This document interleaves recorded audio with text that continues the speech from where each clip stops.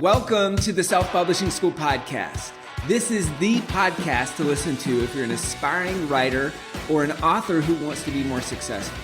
On this show, you'll learn how to write and launch a book successfully, all from the top authors and people just like you who are doing it at the highest level.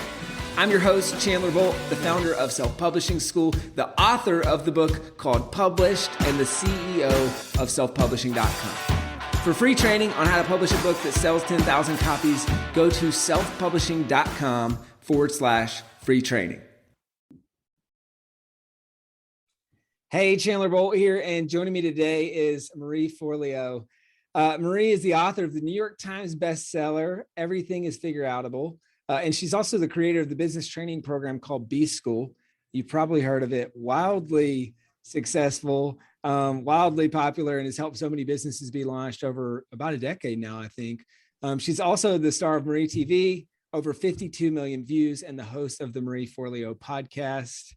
I've been waiting on this one for a long time. This is gonna be a lot of fun. We're gonna talk about her book and how she launched it, how she published it, as well as some new concepts she's been working on in a program called Time Genius, and how you can use those to help with your book. Marie, great to have you here.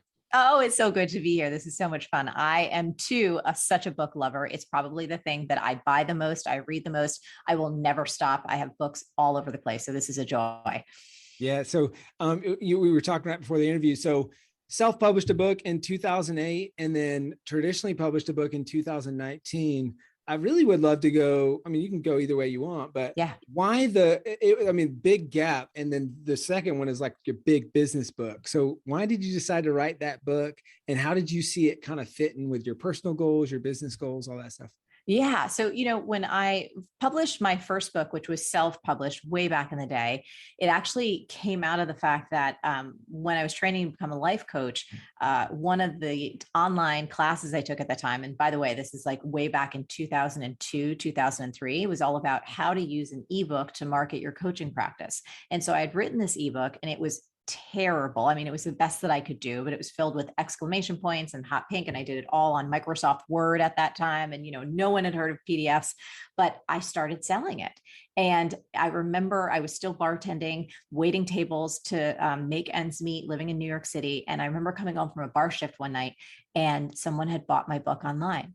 And I think I was selling it for like $29.95. And I would just, maybe come away from the bar with like $100 in tips. And I was like, wait, I made like $30. This incredible human in Spain just downloaded my book. Now they're going to get these ideas. Like, it was that mind-blowing moment.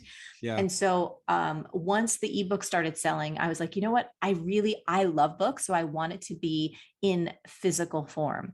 So I did all the research. I didn't feel like, I didn't have a platform, and I knew what that was at that time.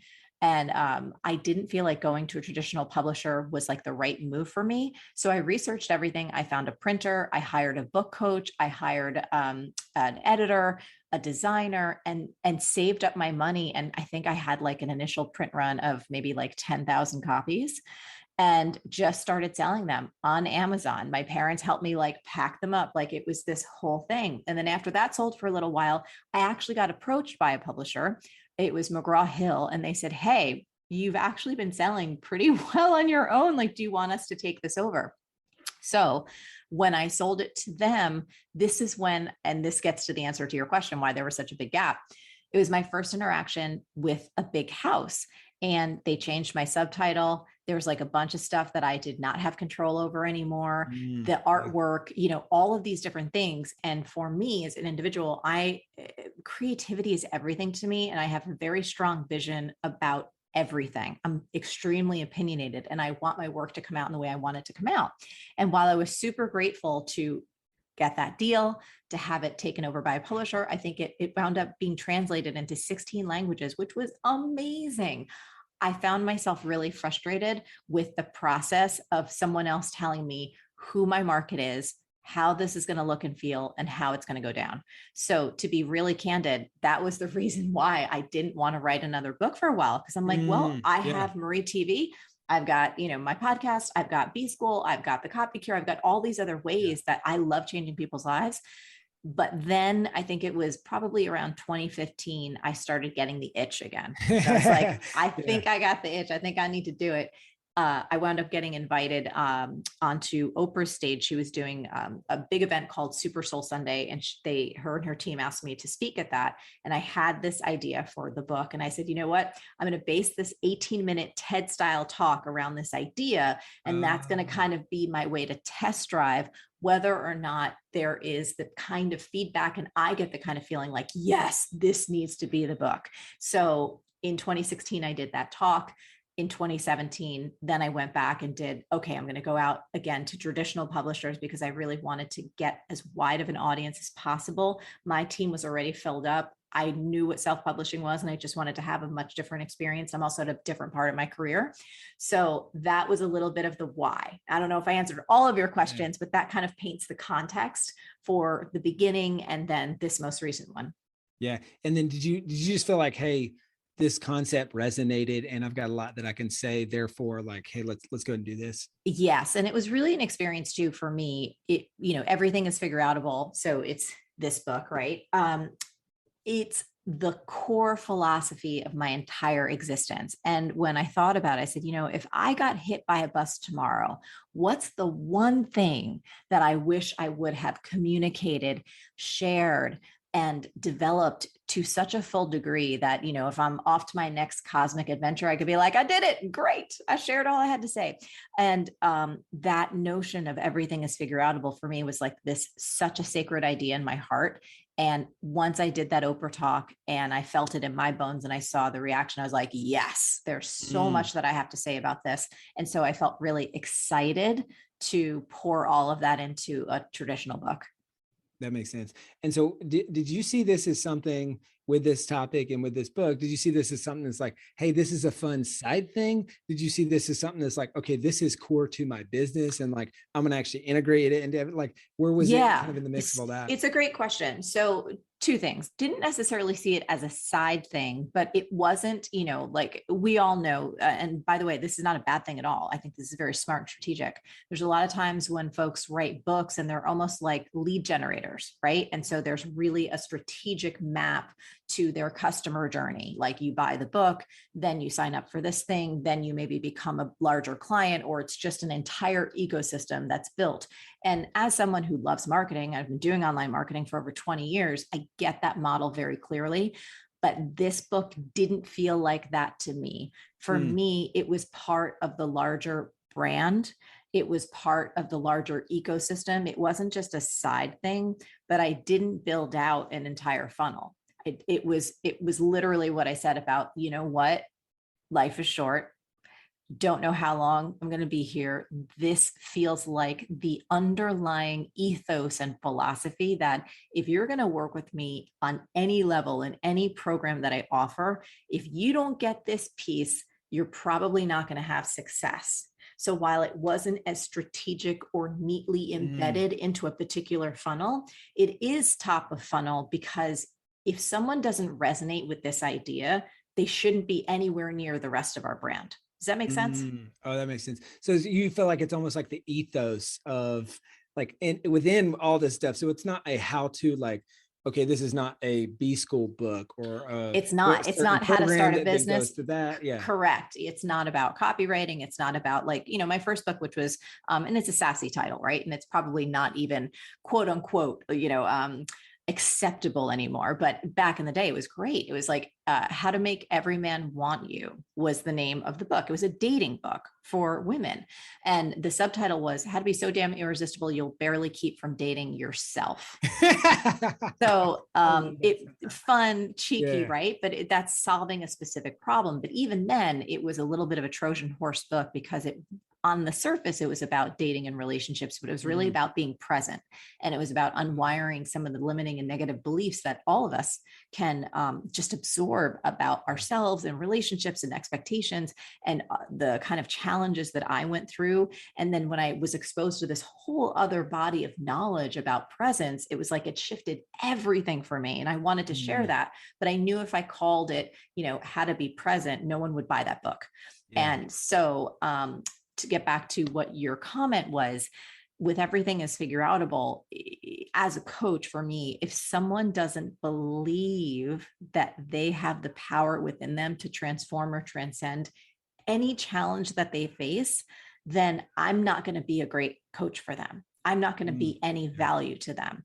Yeah. And even if someone buys the book and they never work for me, I wanted to pack this book with so much value that they could use it as a how-to manual for unlocking their own potential.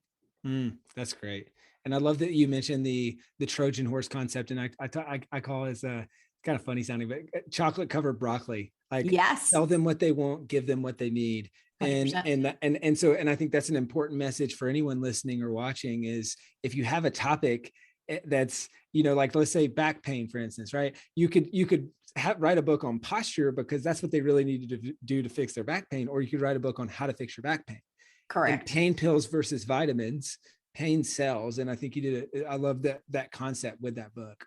Oh, it's the same thing. I mean, and we talk about this, I kind of drill this in B school all the time. It's like, as experts, as someone who has any kind of expertise, you're coming from such a beautiful place. It's coming from a place of like, oh, but I want to help. And this is really what they need. And there's like, nope, you got to meet people exactly where they're at, stand shoulder to shoulder with them. And then also recognize too, and this was like a great lesson for me, just one more example. I remember when I first got my puppy Kuma, this is like over 12 years ago. I think it was the vet was like, hey, you should really take this flea stuff, and prevent him from getting, I'm like, he's not going to get fleas. Right. And I remember like 3 or 4 months later, we were at the beach, he was around a bunch of other dogs and he got fleas. And I spent so much money fixing that problem. Once you are in a space of pain, I was like, I need the flea shampoo, I need the flea comb, I need the flea prevention, I need all this. And I was on every website and they could have sold me the world to kind of eliminate this problem. But when I was in the stage of like not having the pain, wasn't willing to buy the prevention. Yeah, that's so great. How'd you resist the urge? And maybe this is down the way a bit, but to not just write the B school book. Like in some ways that would be, it's expected. It's directly correlated with the business. I'm sure you had publishers knocking on your door about that. We did. And just like that topic, like how did you resist the urge to do that and do this book instead? So, the funny thing about that is that I'm like, but I've said it all in B school. Like, it's like, and I don't feel that I could have, at least at that time. I was like, well, wait a minute. Like, what am I doing? Like, what am I going to actually say in this book that's going to be different than the program? And in the program, there's the benefit of mentor coaches and all these examples and fun sheets. And I just felt like, then it would just be maybe a sales, but it wasn't clear, to be honest, to me. And the other piece of it, which is even more important, I just didn't want to do it. I didn't want to do it. It was like, I pour so much and have poured so much and love it into B school when we do it. But it was like, that's not the whole of me, right? That's not the whole of the business. That's not the whole of what we offer. And I found that after we published Everything Is Figureoutable in 2019, we saw a huge influx in business. And I didn't have to necessarily talk about business and Everything Is Figureoutable. I mean, there's stories in there that are related to business because that's a huge part of my life. But it didn't have to be that tightly correlated for there to be a noticeable increase in the overall business growth. Yeah, that makes sense. And so how did you balance, you got somewhere between core to your business and side project, and it wasn't really on either one of those directly. So it's kind of in the middle. How'd you balance running the business while also getting the book done and kind of like, oh my God, I struggled. I was on the struggle bus for so long. So I am really an effective person, and not by nature because I work so hard because I made so many mistakes that I had to get this way. And when I got the book deal and we were all, my entire team, everybody knew like, okay, she's got to focus on the book. And it was so hard because, the business doesn't stop and our show wasn't going to stop and all the other things I was doing didn't stop. So the thing that helped me, and again, I got here through a lot of pain and a lot of tears and a lot of feeling like a failure, was I had to wake up every day at about 5 a.m. and devote like 2 to 4 hours every single morning to writing the book, then take a little bit of a break, work out, do whatever, and then be on with the rest of my day. I also had to be even more restrictive about what I was saying yes to. So I'm pretty good at saying no. Again, got there over time, didn't come naturally to me, but it's just the thing that has to be done now in order for me to have any sort of peace. And when I was writing the book, it was just like, nope. Like I told my friends, a lot of my family was like, hey, you're probably not going to see me for a little bit. It's not because I don't love you. It's because I'm in this stage of creation and like a creation cave, and it's not going to last forever. It's a very limited amount of time, but that's what this is. And that was the only thing that helped me get through it. And I feel that. I just came out the other side of that with my most recent book, and it's so different. And then you have it because you got the business, and like you said, it doesn't go away, and there's problems and there's fires and there's all that. But then almost in a weird way, I don't know if you ever felt this way, is by saying to the whole team, like, hey, I'm going to go write the book, you feel kind of like this pressure of like, I've got to go do this. Like, I've got to go do this on my own now, Hey, Chandler Bolt here. I hope you're loving this episode so far. It's time to go from inspiration to implementation. All right, so if you've learned something, we want to help you implement what you've learned with your book. So what I want you to do right now is go to selfpublishing.com/schedule, book a publishing consultation with one of the experts on my team. We'll talk about your goals for your book, your dreams, your challenges, your next steps, and we'll start putting together a plan. All right, so go to selfpublishing.com/schedule, book a call with the team. Let's see how we can help with your book. It's time to implement. Yeah, so then that's really interesting because that experience happened to me in the beginning part of it. And then what really made a transformative difference to me was, so I have a writing and a content team. And my senior editor, who I'm so close with, and she's the one who like, she gets me. She used to be a customer. It's like, she's just been here for a long time. And I brought her in once I had the manuscript, kind of like the initial draft done. And then she started editing the book with me. Then it got fun, because she was able to also play liaison. Like, she was spending a few hours with me on this a day, and she would kind of be able to parse out to the rest of the team, like, oh, here's where it's at, here's where it's going. So I also didn't feel so alone. I'm a hugely collaborative person, and the actual getting down of the book, I find so difficult. Like, I don't know how your experience is writing. Yeah, very similar. There's like, I think I have maybe one friend or two friends who are like, oh, I just channel my books, and I want to like I want to shake them. I'm like, who are you? Like, get out of here. I mean, I love them, and God bless. That's incredible. It's like, it's something I wish I had. I do not have that talent right now. Maybe I'll be able to develop it, but it is hard. I find, I write all of my emails, I write sales copy, I write all my programs. My team helps in terms of editing and helping me shape and adding and whatever, all that, but I'm the one who lays everything down. And I found it so disheartening that when I sat down to write my book, it was like, I've never written before in my life. Never. Even though I wrote a book in 2008, and I write emails and content all day long, somehow, I don't know if it's psychological. Have you experienced this? It's just definitely different. Yeah. Right. And then you get in your head, because then you get the draft and you read the draft and you're like, oh, this sucks. I suck. Why am I even doing this? Why did I think this is a good idea? Totally. You start spiraling. And you're like, all right, I gotta get with it. But then you couple that with, I told the team this is going to be done by this date. That date's approaching. I feel like I'm on this island doing this.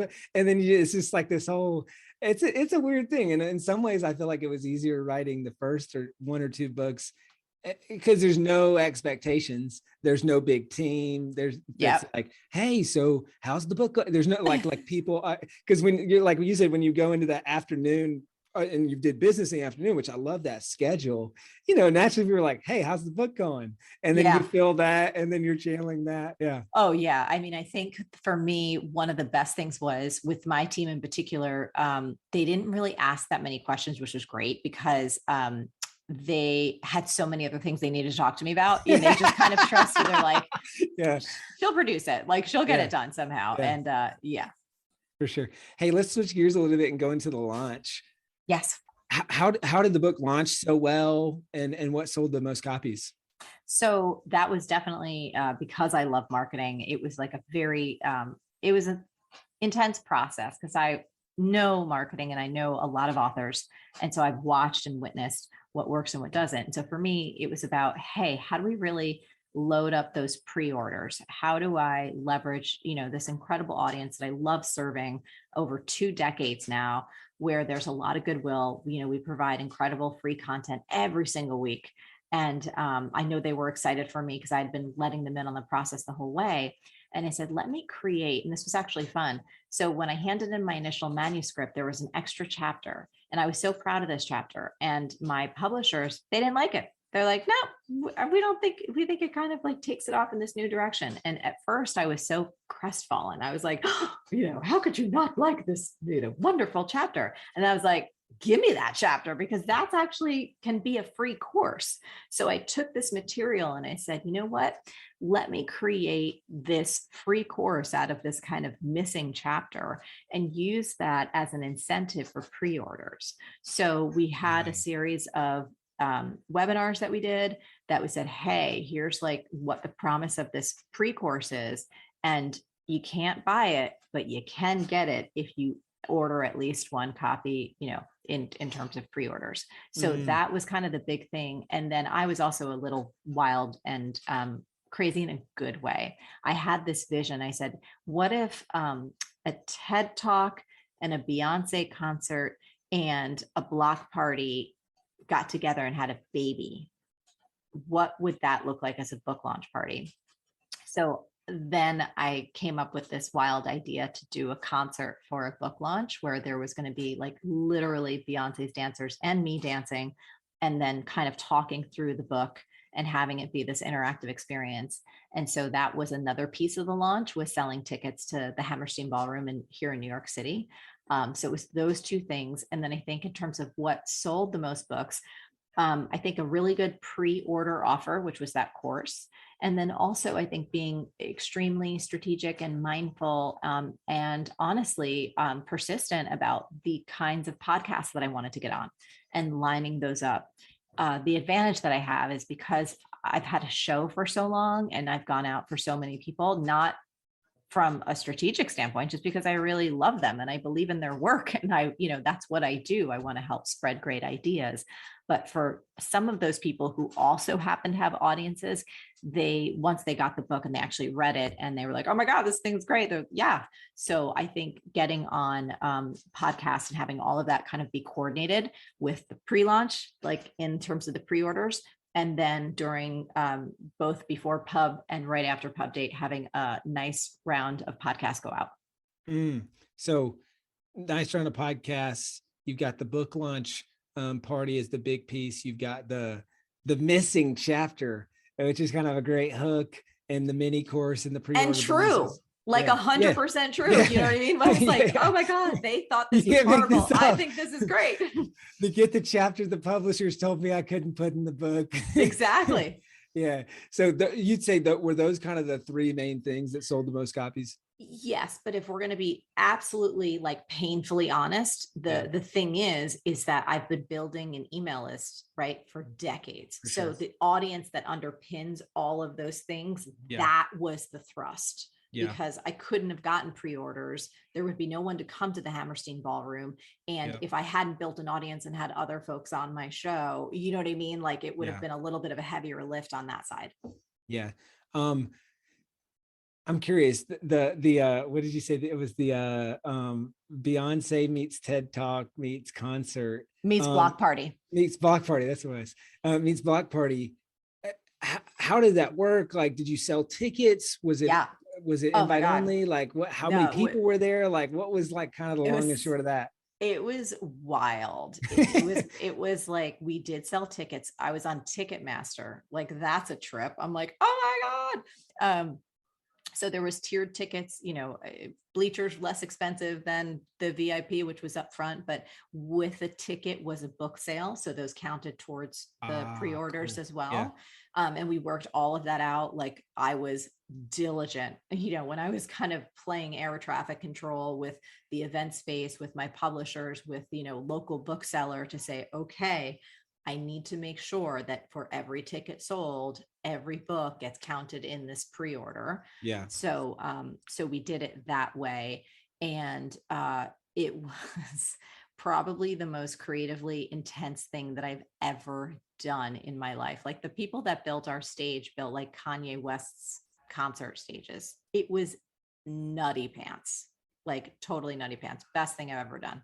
That's awesome. How many people ended up coming, and did it move a lot of Gosh, books? it's yeah, well, over 2000.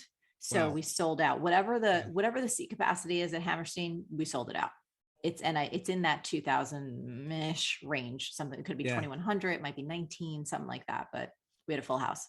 That's amazing. What a creative and unique way to Yeah. sell a lot of books. Oh my That's God, we're awesome. actually still editing the footage because that was 2019, right? When that Yeah. happened. And then 2020, we had all these other things on our plate. And then friggin' the world went Yeah. like this, Yeah. which we're still kind of in at the moment.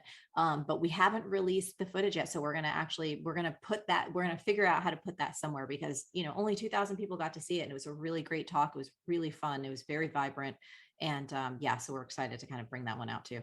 And I'm assuming the talk is what was related to the book. Absolutely. Yeah. Yeah, no, it was about the origin story of the book, and kind of walking people through how to activate some of the main concepts in the book right then and there during this evening. And I kind of, walk them through some of the exercises and key questions. And then some of the dancing and the videos kind of brought all of the material to life in a very visceral way.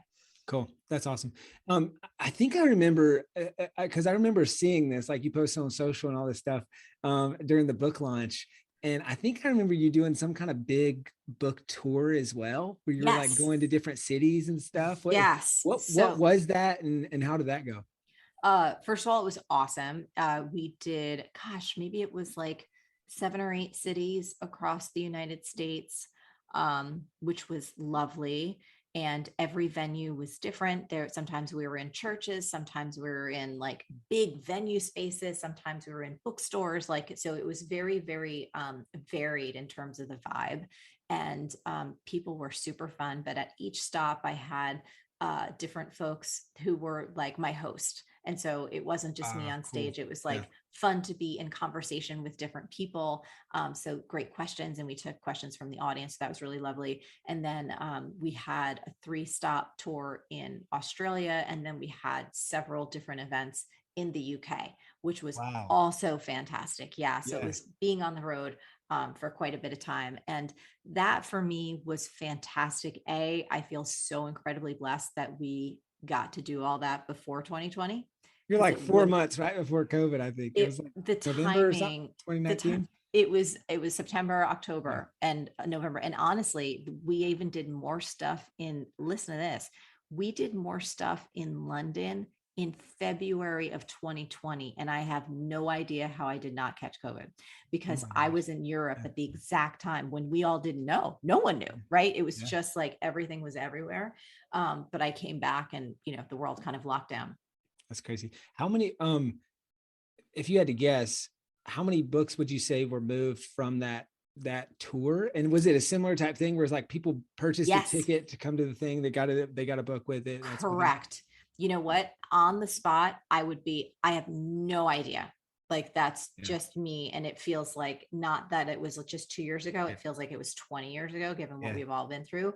But yes, I think the key part is every single stop, it was like buy a ticket and you purchase a book.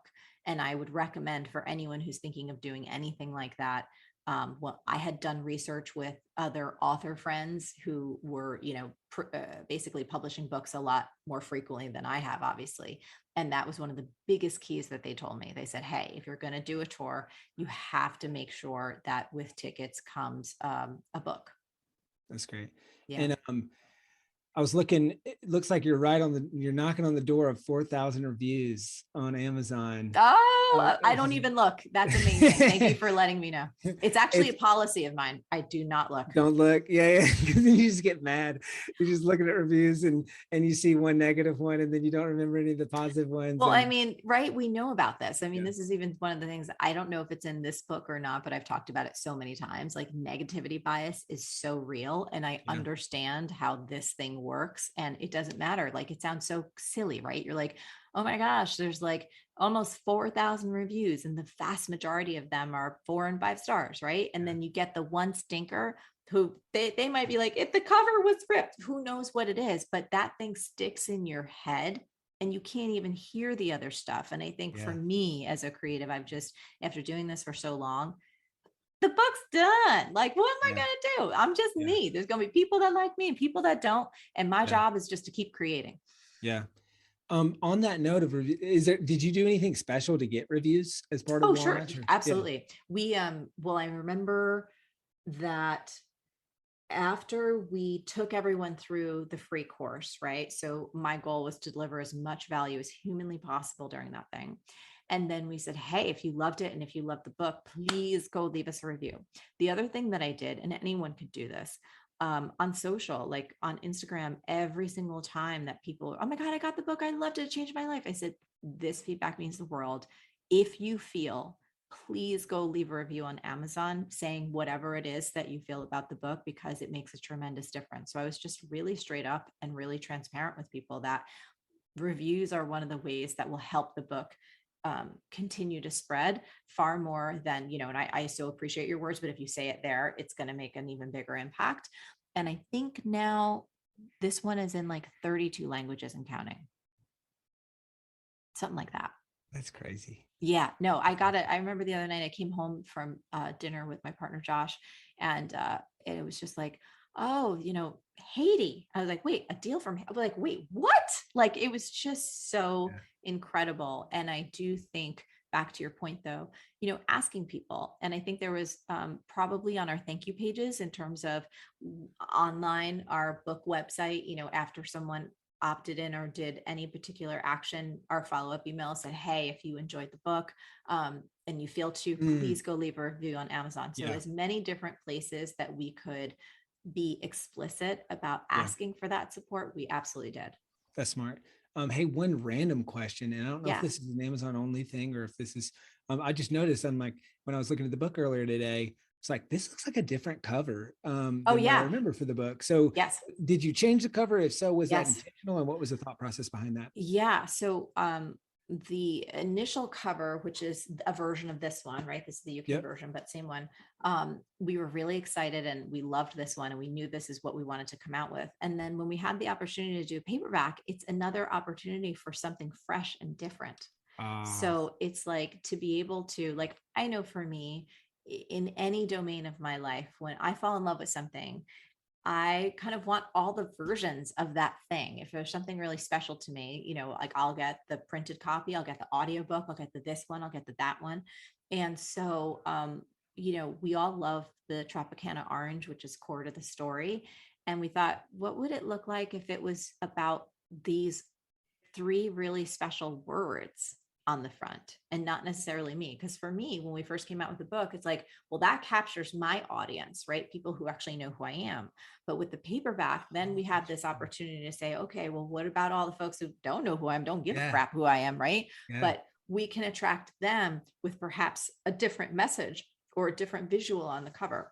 So it was another opportunity, like on a couple of different levels, to freshen things up and to come at it from a different strategic standpoint. Super smart. I love that.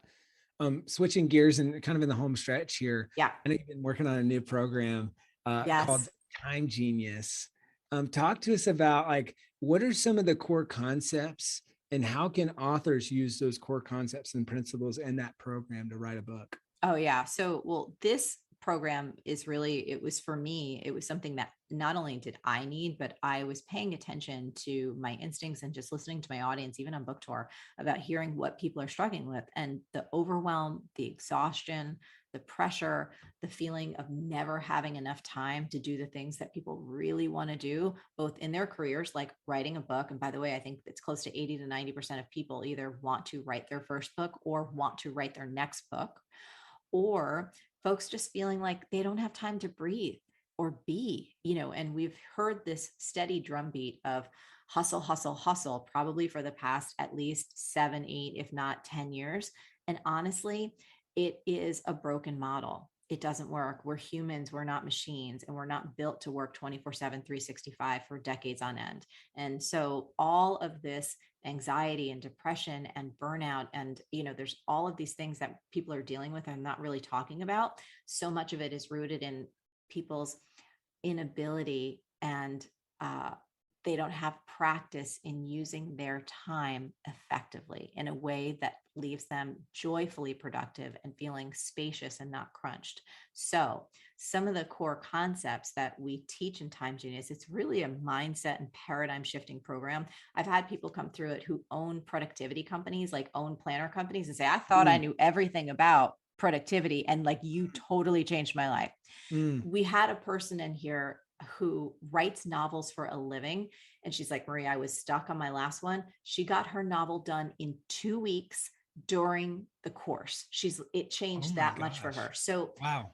Some of the things that we teach are first around shifting your mindset out of the world of time stress, which is where you're feeling like you're beholden to your computer, your phone, everyone kind of incoming, this pressure that exists to like produce content all the time, engage all the time, be everywhere, and shifting over into this Time Genius paradigm where you're really putting what matters most to you first every single day. You're also not stacking up your to-do list. It's around simplicity, but not scarcity. So it actually opens up, and we use a lot of brain science, a lot of behavioral science. And I teach people how like actually working 8 to 10 hours a day is incredibly ineffective, but most people don't know it. We also teach them how to optimize their cognitive fuel so that they're aiming it at what matters most at the right time and space for them, which is not the same for everyone. So there's a lot of layers to this program, but it's especially effective for writers, because we tend to be the ones who clean and get everything else done and try and do all the little stuff first, and then think that we're going to get a chapter done in the afternoon. And it never happens, ever happens. So we're actually, just to be honest, like I've been teaching for so much of my career, for over 20 years. I've never seen people's entire lives transform this fast. 2 weeks, we have over 600 pages of success stories of people who are on the brink of going like, I can't live this way anymore. This is exhausting. I'm not getting anything done, to getting more done than they ever dreamed possible. That's amazing. Wow. It's so fun. And I love that you use the word effective, because it sounds like that's almost like the impetus of it is effective over efficiency, where I feel like we've hit a lot of the traditional is like, oh, how can I do more? How can I do more faster? And I think you're saying is, how can I make sure I'm doing the right things and doing the right things right to me? That's right. That kind of, It is. It's like, how do you spend more of your time on what truly matters and blissfully ignore what doesn't? Yes. Because in today's world, we are really being pushed to consume. And so many of us feel all of these pressures that have been put on us from the things that we've absorbed, again, around posting constantly. If you're not doing this 24 hours a day, you're going to be left behind. You're going to become irrelevant, blah, blah, blah. It is so depressing. It's so exhausting. It's debilitating. And living in that constant state, drenched in cortisol, where your adrenals are shot, and it's like, you cannot produce your best work. You can't create magic in a book. That magic is not going to get communicated to your reader and transform their lives if you're in a state of constant exhaustion. And here's the thing, most people don't realize we don't have to live that way. That you can opt out of that life. And so it's exciting. That's amazing. Well, hey, I'm going to circle back in just a second. And I want to talk about where people can go to find out more about this. But before I do that, what would be your parting piece of advice for the Marie from, gosh, I guess a couple of decades ago, before even book one, and all the other Maries out there who are thinking about writing a book, knowing what you know now? I would say one is to be really passionate about the idea itself. Like, don't just try and crank out a book to try and crank out a book because everyone tells you that you should have a book. That's never the best reading, because writing a book is so hard. And if you don't have that passion for the idea or the audience who you want to impact, you're not going to get over those humps. I think number two is be very, very clear on who this book is for and who it's not for. and be okay with it not being for everyone. That's true in book publishing, and it's very true in business. But the more targeted you are with your who for your book, the easier it's going to be for you to make the impact that you were born to make. And then 3, I would say to really get in the practice of writing consistently. And you don't have, it doesn't have to be perfect. It doesn't have to be a ton. You don't have to write for 6 or 7 hours. Even writing 20, 30 minutes a day, just chipping away at that idea, you will get so far so fast, rather than telling yourself, oh my God, I should be writing. It's like, nope, just sit your ass down and do it. Yeah, I love it. Well, Marie, this has been so amazing, so helpful. Thank you for sharing behind the scenes and sharing your story.